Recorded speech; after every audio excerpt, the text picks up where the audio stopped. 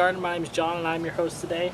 I thought I would do a quick episode. I've been waiting for these to grow out, these stems on these tomatoes, because I wanted to do a quick cuttings demo for starting tomatoes and taking off suckers. I've done taking off suckers before on my channel, and you can look back past, but I thought I'd do if you want to watch that one again, but thought I'd do an episode that's more up to date for suckers, because I wanted to also do some cuttings starting, because starting cuttings on tomatoes and peppers are very, very easy.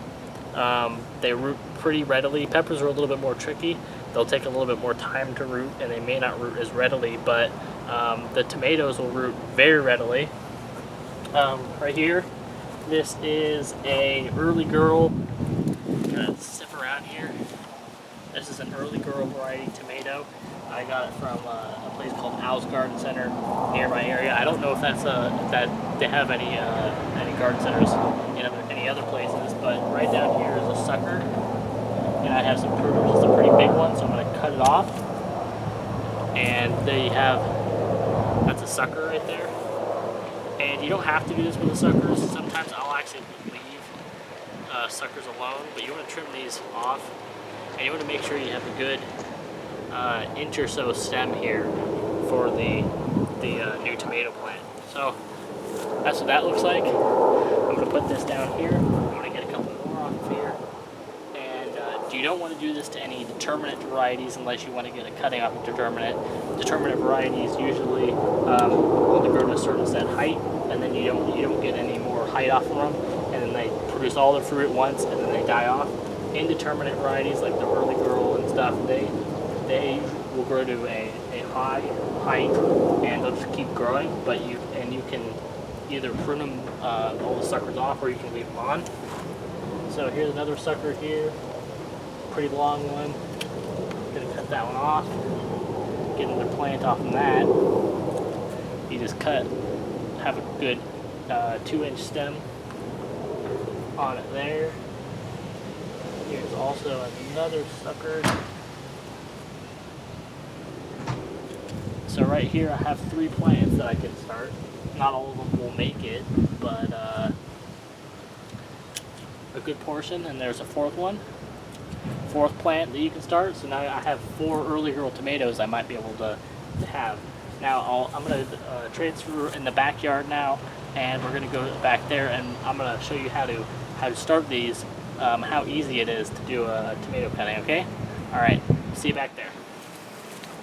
Alright everybody, so here we are in my backyard here, and this is a small tomato that I started from seed, and it doesn't look all too different than maybe one of these cuttings that I have here.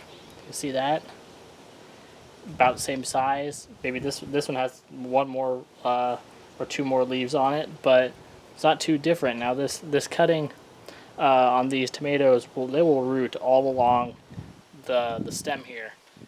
Anywhere along the stem that is a point or like a little hair coming out, that will root into a root for the plant. So because they're part of the nightshade family, they readily root along their stems.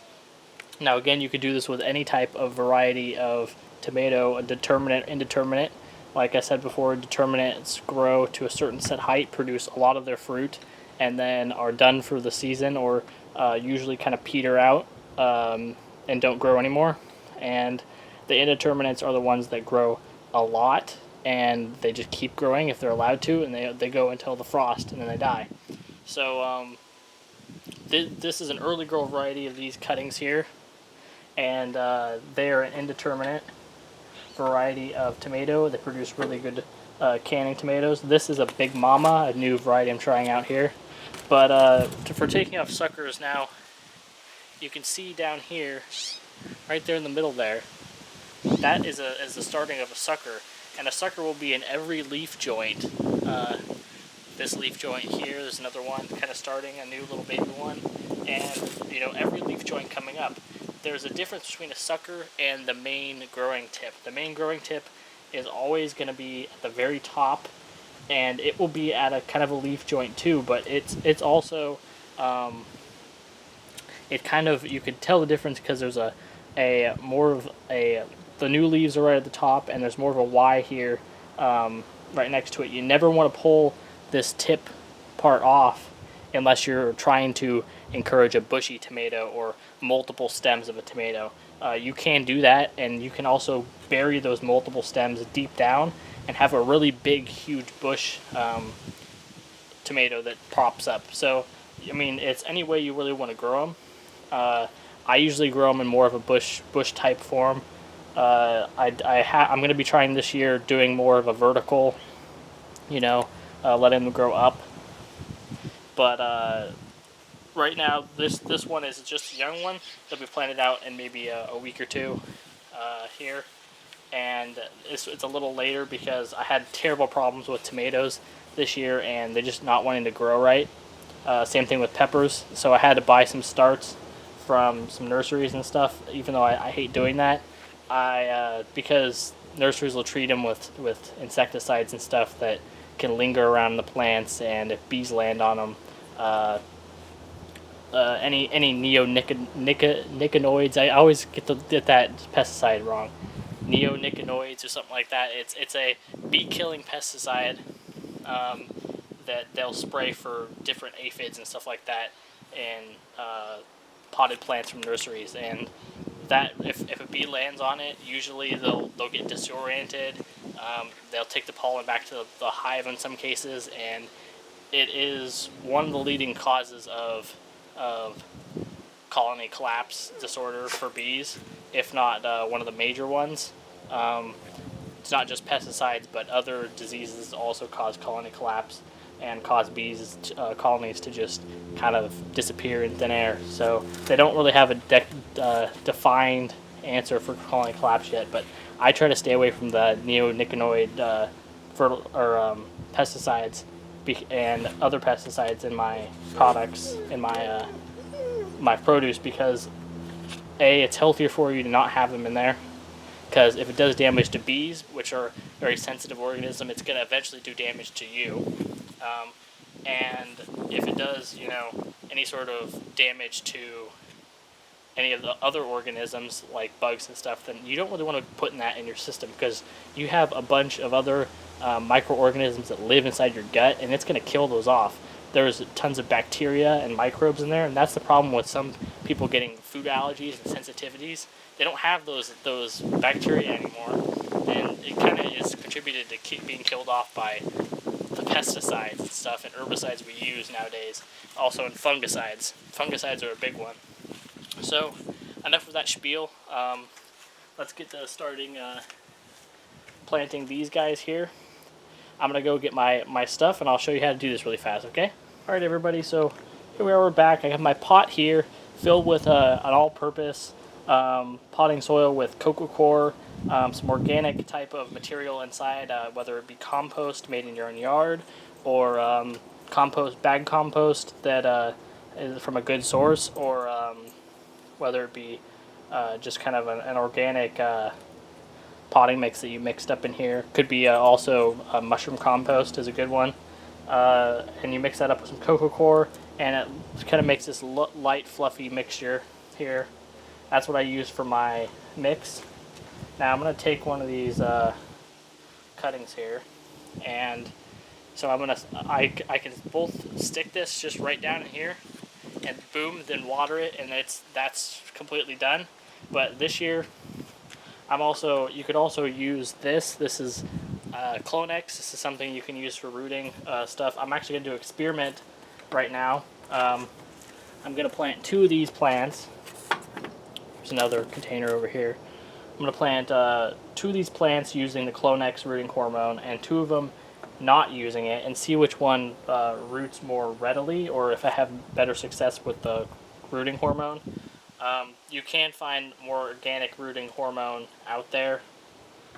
This one is not as organic. I bought whatever I could at the time. Again, I probably, if I do make another purchase again, I will not buy Clonex.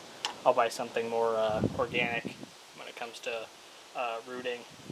This says it has idle 3 butyric acid in it. and then a whole bunch of other unlisted ingredients, 99% of which aren't listed. So yeah, it's definitely, they're kind of not very transparent with their ingredients there, and don't really want to use this product again when it comes to that. But I'm going to be using it right now because it's what I have on hand. And I encourage you, if you bought something, it's not too good, with the exception of pesticides, I think that if you have it on hand, whether it be chemical fertilizer or whatever, to use it.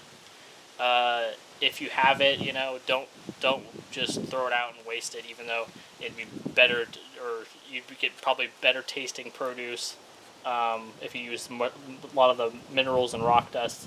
You don't really need the minerals and rock dust if you're growing, because the plants will live on essential nutrients that those type of fertilizers provide.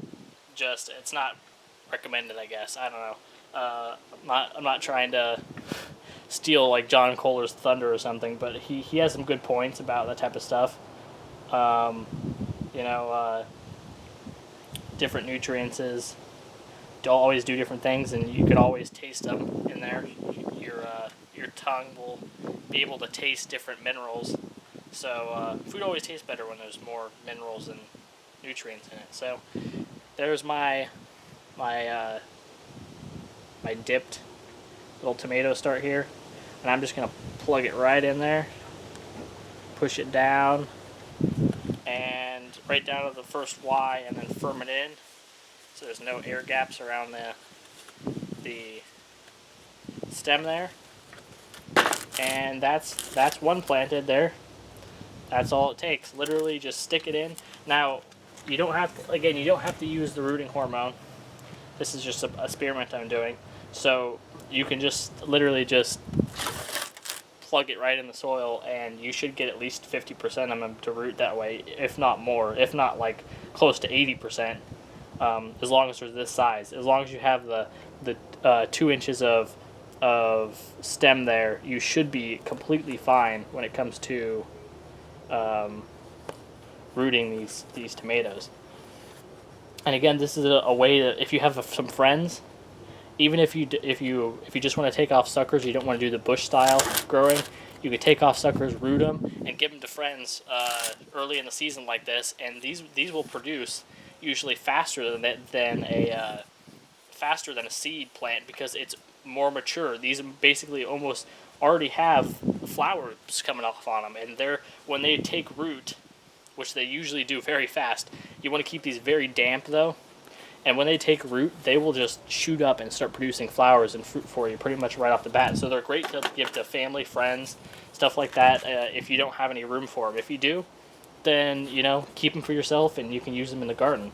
Definitely a great way to start plants out is from cutting, and I highly encourage people to do it more. It's a lot easier if you can keep one plant alive during the winter and start one of your varieties from cutting instead of from seed. You'll be growing a lot faster and a lot more mature and fruit-bearing plants right off the bat, instead of waiting for seeds to mature and give you flowers. So I hope this was helpful, guys.